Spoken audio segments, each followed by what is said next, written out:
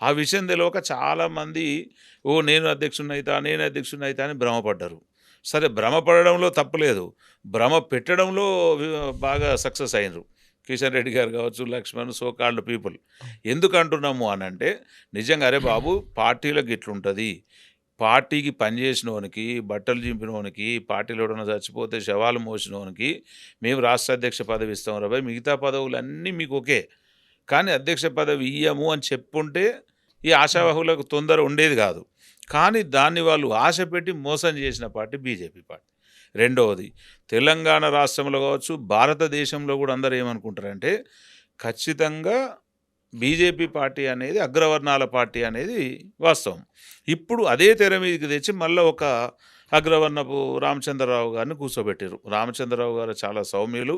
ఆయనకు కూడా రాష్ట్ర అధ్యక్ష పదవి దళపతి గులాబీ దళపతి అయినందుకు నా తరపున కూడా హృదయపూర్వక శుభాకాంక్షలు తెలియజేస్తున్నా.